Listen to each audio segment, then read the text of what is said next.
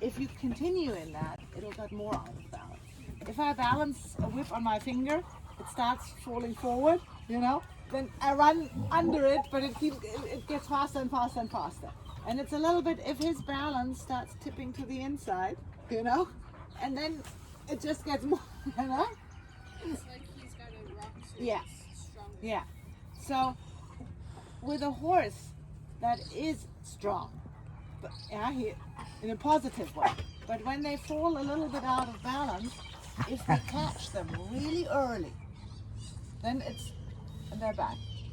If they go a little bit too far, then we can't hold it anymore.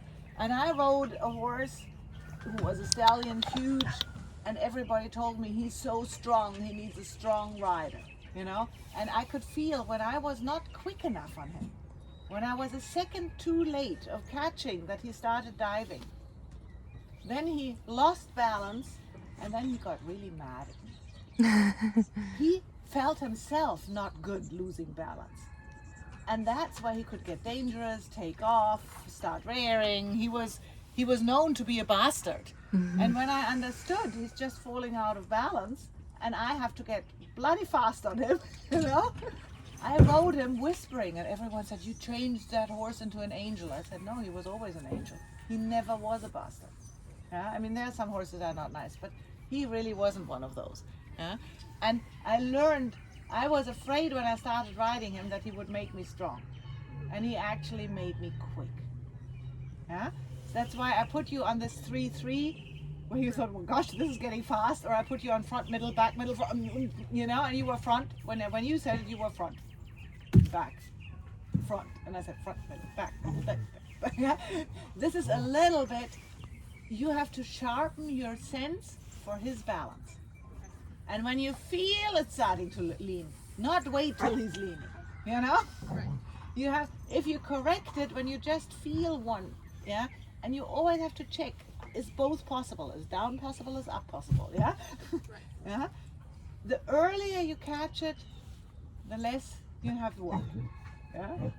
But speeding up means for yourself, really this getting taller. Huh? Does that explain a little bit? Yes. Okay. Now, let's go into walk. Is that fine, yeah? Good. Yeah. Let's go into walk. And I'd like Brew. you to play with this zig straight. That means when you're coming here at H, you turn direction diagonal. Yeah? When you're at the quarter line, you continue straight. Then you turn them again, not to the diagonal, but the same angle. Yeah? And then at the center line, you go straight again. Yeah? And concentrate on the moment of his left front leg.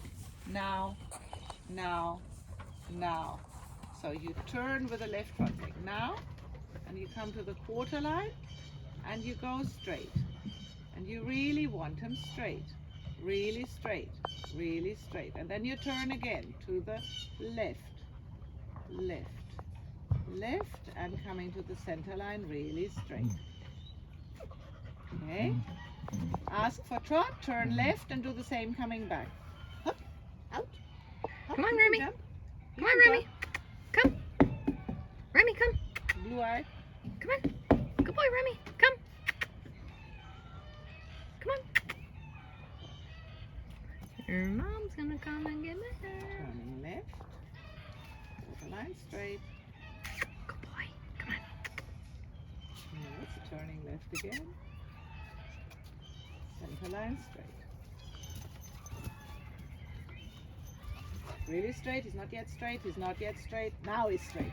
Yeah? Could you feel this? Turn right. And then we'll do it to the right.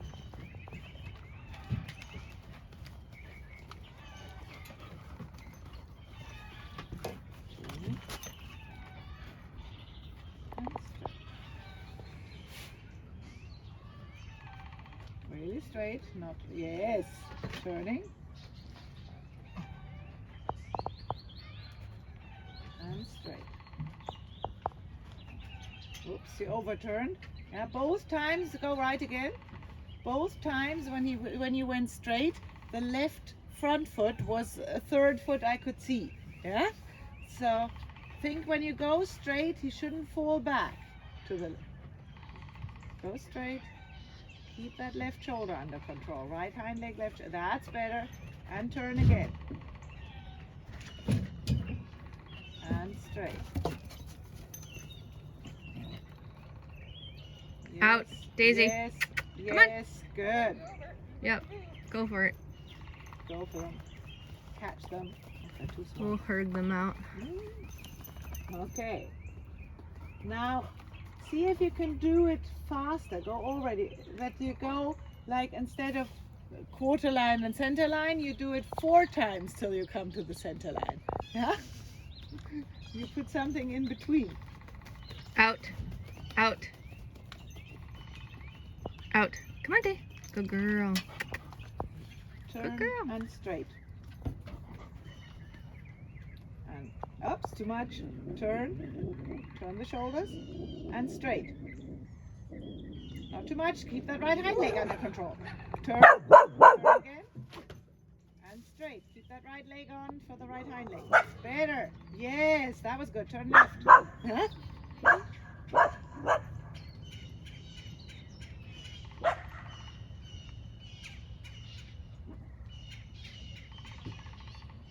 And you go turn and straight. Already straight. And turn and straight. Straight, straight, straight. Yeah. And again, turn and straight. And when you turn, don't let that right hind leg go out.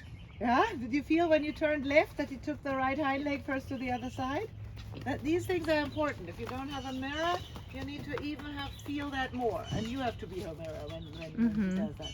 Because it's important for her to feel where does he lose the back. That was super good. Yes. Yeah? And this is now nearly more important than pushing him lateral. To really get his body over his feet. Because otherwise, he'll go lateral, but he won't be balanced. Right. And then he'll always lean on something. Yeah, and Yeah? yeah. Oops, yeah.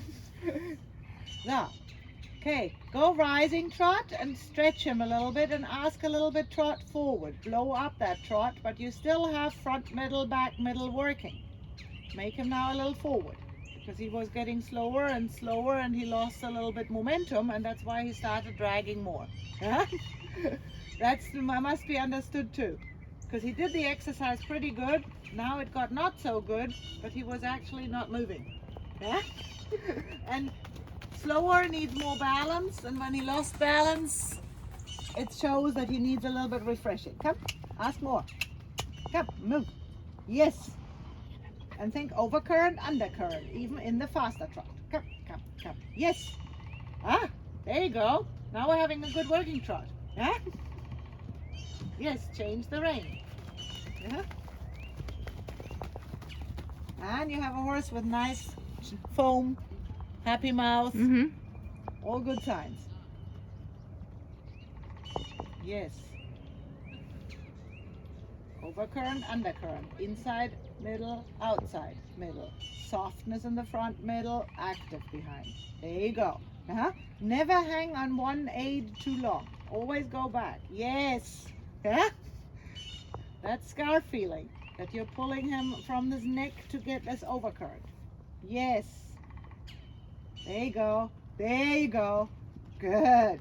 Okay. And you go into sitting trot again. And you can slow him a little down, shorten your reins a tiny bit, and we'll do the zigzag again, but we'll do it like you put his front legs on the inside track, hind legs on the inside track. So you go track by track. It's only one step, sideways and straight, and sideways and straight. So it comes really quick.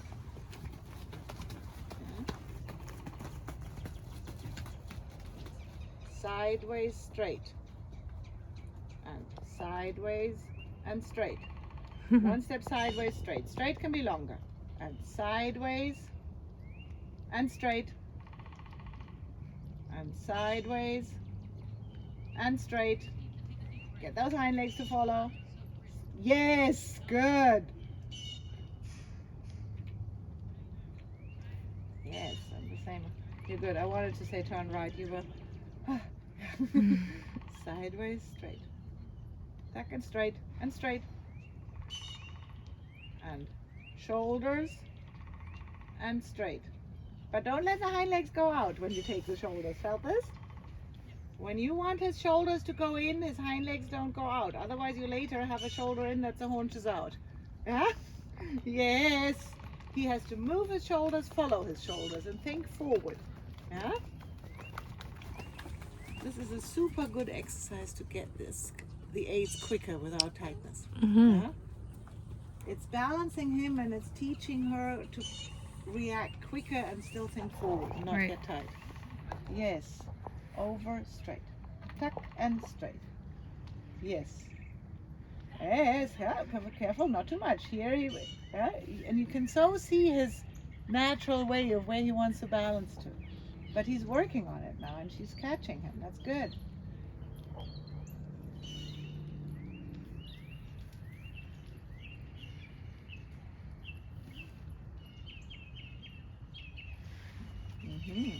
Yes. And straight. Find that right hind leg. Yes. Right hind leg, left shoulder. Make him straight. Make him straight. There he's straight. Yeah? And it makes sense, and you will feel it better and better when he's straight.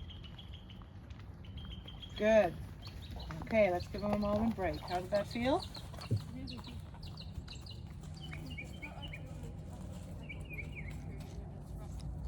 Yeah.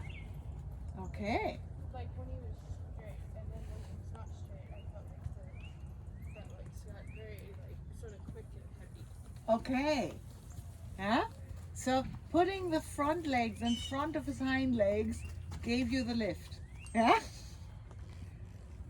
So that explains a little bit the training scale. You know, that when we work on straightening, the definition says the horse's forehand gets adjusted to the hind legs. Yeah? And that's what you taught him now, is that he can move his shoulders to both sides, and he always, after it, finds the straightness again. And you often, when you do leg yield, you have to go sideways and then straight again to see, do you still have that alignment?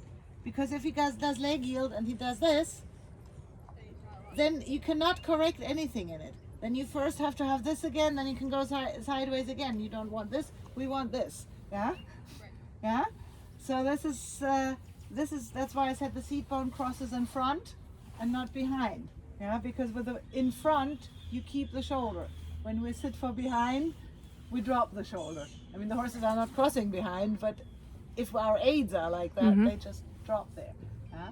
And for him, because it is hard, he is long, he has not the build to really the easiest to be uphill. Yeah? But when he has good hind leg, and when he has that aligned, his movement will help him to come up. When he hasn't got it aligned, the energy shoots on the side, and he doesn't have the energy he needs to lift. Okay. Yeah? So we did a lot of, that's why these tracks and these pictures channeling his energy. Yeah?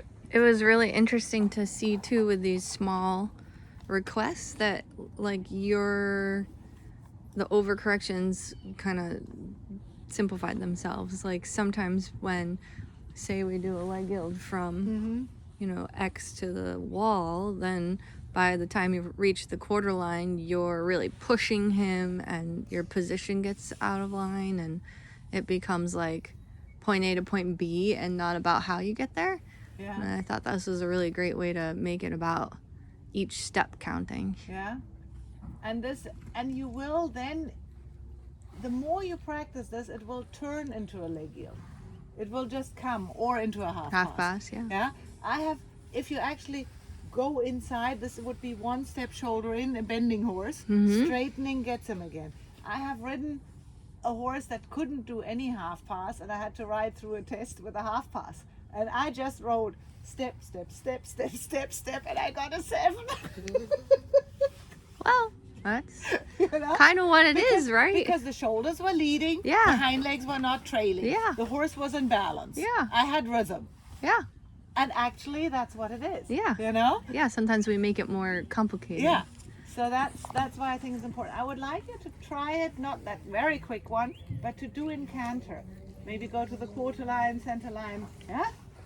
Yeah? Because that gives you the balance then for the counter canter too. Mm-hmm. And then you can go like quarter line straight and back and Okay. straight, you know? Then you have, these are the fun things in there. Good morning. Good, thanks.